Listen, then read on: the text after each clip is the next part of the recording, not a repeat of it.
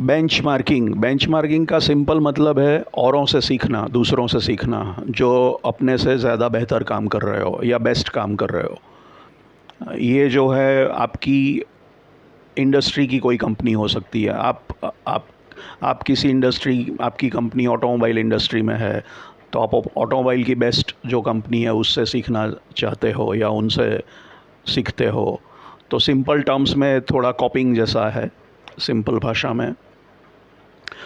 तो उसमें दो तीन तरह से आप देख सकते हो। या तो आप अपने आसपास के, अपने इलाके में दूसरी कंपनियों से सीख सकते हो, उसमें कोई अच्छी प्रैक्टिस है तो बेस्ट प्रैक्टिसेस सीख सकते हो। अपनी इंडस्ट्री के लीडर्स से बेस्ट प्रैक्टिसेस सीख सकते हो। वर्ल्ड की बेस्ट कंपनी से बेस्ट प्रैक्टिसेस सीख सकते हो।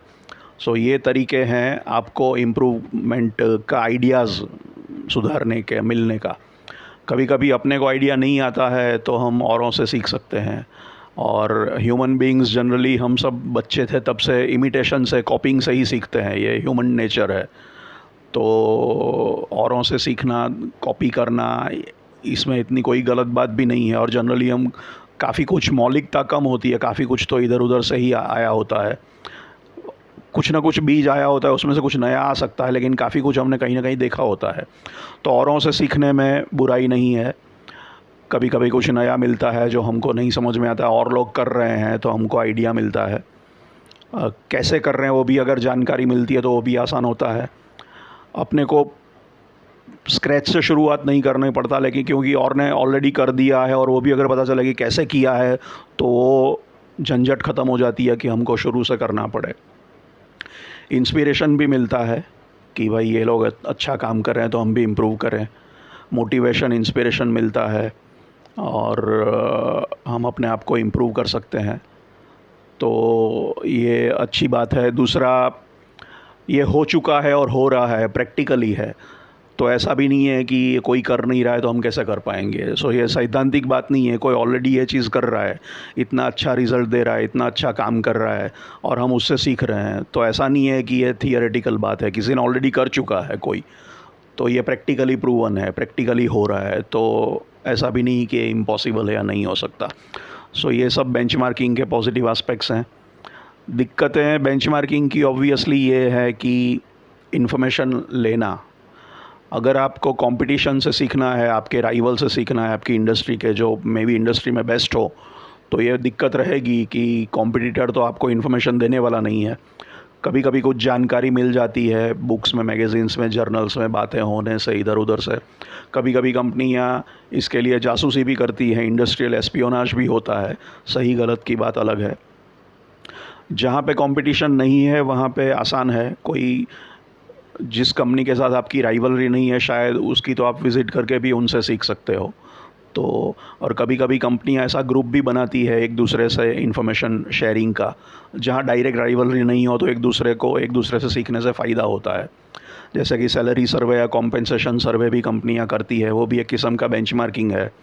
कि कोई ऑटोमोबाइल सेक्टर की कंपनी कहती है कि भाई हम इस शहर में है तो शहर के बेस्ट कंपनियां क्या सैलरी दे रही है, फिर ऑटो इंडस्ट्री की कंपनियां क्या सैलरी दे रही है, फिर अगर हम मल्टीनेशनल कंपनी है तो मल्टीनेशनल कंपनियां हिंदुस्तान में क्या सैलरी दे रही है। ऐसे 3-4 सोर्सेज से आप कंपेयर कर सकते हो सर्वे करा के। फिर डिसाइड करो कि आपको टॉप पे रहना है, मिडिल में रहना है, कहाँ रहना है, सैलरी में बेस्ट पे मास्टर बनना है या कहाँ रहना है। तो इस तरह से ये बेंचमार्किंग एक यूज़फुल टूल है। इंस्पिरेशन मिलता है, मोटिवेशन मिलता है, और लोग कर रहे हैं तो हमको भी सुधरने की इच्छा मिलती है।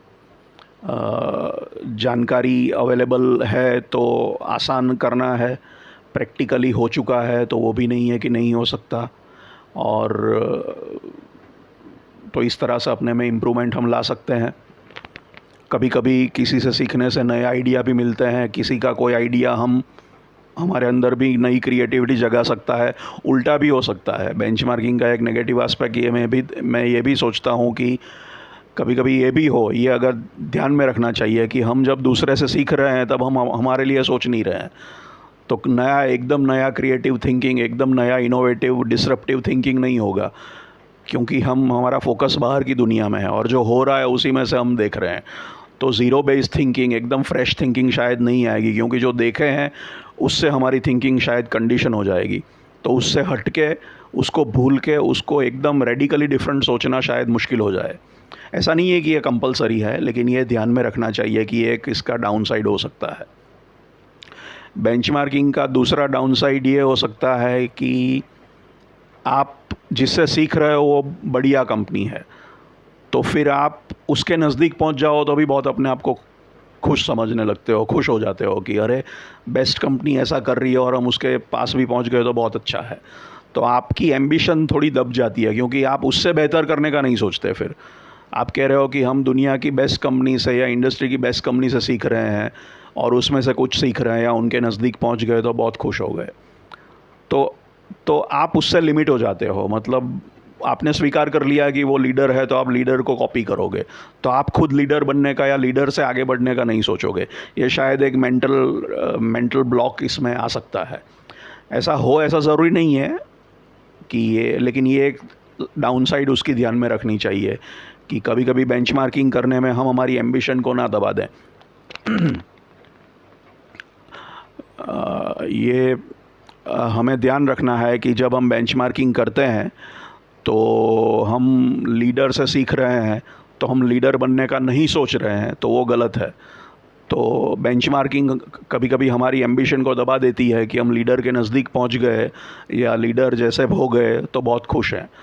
तो अब ये बेंचमार्किंग का डाउन साइड है, वो ध्यान में रखना चाहिए। ज़रूरी नहीं है ये कंपलसरी ऐसा ही होगा। बेंचमार्किंग एक यूज़फुल टूल है इम्प्रूवमेंट का, सीखने का। ये एक ही टूल ज़रूरी नहीं है। तो हमें ये भी ध्यान रखना है कि ये टूल की ये लिमिटेशन है कि ये टूल से हम औरों के बारे में जान सकते हैं, अच्छा उनसे सीख सकते हैं, लेकिन ये ध्यान में रखना है कि फिर हमें उनसे आगे बढ़ना है तो ये मेंटल ब्लॉक नहीं होना चाहिए कि भाई यही बेस्ट है तो हम क्या कर पाएंगे। और कुछ चीज़ें सिंपल होती है जिसमें इंडस्ट्री का भी कोई लिमिटेशन नहीं है। जैसे फेडरल एक्सप्रेस या DHL या किसी का था कि भाई नेक्स्ट डे 9 बजे के पहले आपको पैकेट मिल जाएगा कुरियर में, तो ये डिलीवरी की स्पीड की बात हुई। या अमेरिकन एक्सप्रेस बैंक ने रिटर्न स्टैंडर्ड बनाया था शायद एक ज़माने में कि दुनिया की किसी भी कोने में हमारी किसी भी ब्रांच में 3 रिंग में फ़ोन पिकअप हो जाना चाहिए। लैंडलाइन की बात है ये। अभी तो लैंडलाइन का ज़माना नहीं है, लेकिन अभी भी लैंडलाइंस हैं। अब ये स्टैंडर्ड, तो इसका स्टैंडर्ड लिखा गया है, यही एक इंस्पिरेशनल बात है।